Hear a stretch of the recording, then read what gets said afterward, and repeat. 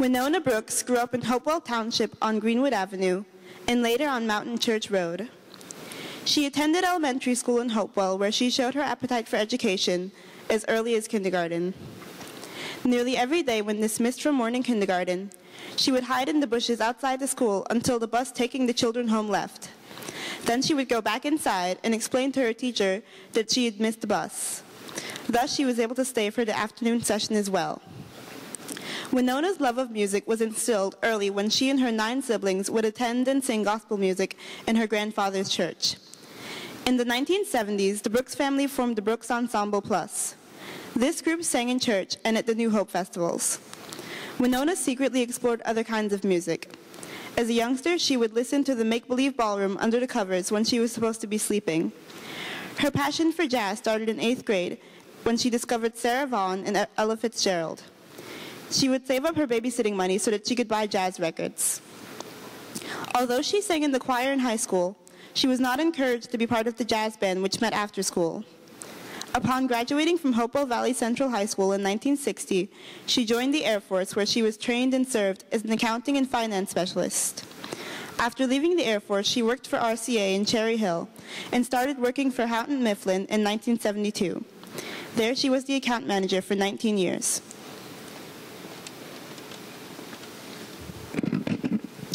Her professional career as a jazz singer started in New Hope in 1978. With Johnny Coles, she put together a group that played in New Hope and at the New Brunswick Jazz Collective. She went on to become a noted jazz vocalist who has performed with Stanley Jordan, Shirley Horn, Willard Harper, Richie Cole, Dennis de Blasio, Cecil Brooks III, and Houston Person. Wenonah's style is a synthesis of traditional jazz material from Basie to Hart to Monk to Paul Simon, blended with her intense personal feelings.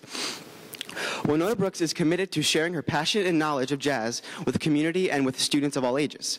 She has given programs introducing jazz to young generation ranging from college students to preschoolers.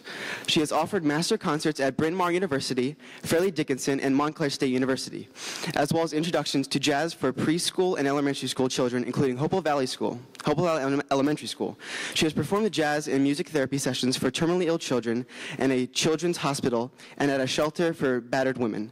Since 1989, she has given an annual concert at Off-Broad Street Theater in Hopewell. She enjoys finding and showcasing local talent. In her 2009 concert, she featured Nigel Bates, a cellist in 8th grade in Timberlane Middle School. Nigel is now a sophomore in high school. Wenonah Brooks truly deserves the Distinguished Graduate Award. Although music is not her first profession, she has pursued it as a secondary career. The depth and range of her work as a singer is impressive. She has used and continues to use her musical gifts to teach, comfort, inspire, and bring joy to children, adults, and the sick and damaged. Congratulations, Wenonah Brooks, on your induction into the Hopewell Valley Central High School Distinguished Graduates Hall of Fame.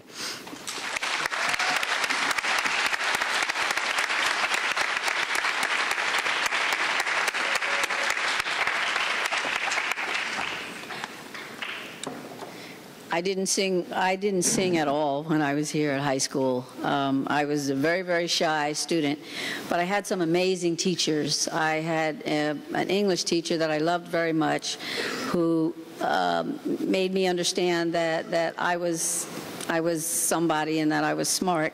I had a public speaking teacher, Mr. Hutchinson, who was also wonderful, and an art teacher, Marty Nicholson. I grew up in Hopewell as one of 10 children in a household filled with music. My oldest memories are my desire to be a singer who could act and dance. I lived my dream by watching lots of movies featuring actors who could do just that. As a young girl, I lived up the road from my grandfather, who had been a tenor in a quartet that went by boat up and down the East Coast to sing at garden parties. My grandfather was the first one that kind of coached me in music. He said, when you sing, always sing the song the first time through the way it's written, so that people know what you're singing. And when you sing it again through and you embellish, then people would know what you sang and what you could do with the song. I remember when I graduated from high school telling my parents, my mom is sitting right there, that I wanted to be a jazz singer. And I say to myself, oh my God, my parents must have said, oh great, our daughter wants to be this freeloading, drug-taking, loose-living jazz singer. So instead of pursuing the music at that time, I went into the Air Force, which I think is actually a good thing. It has been very good for me in my life.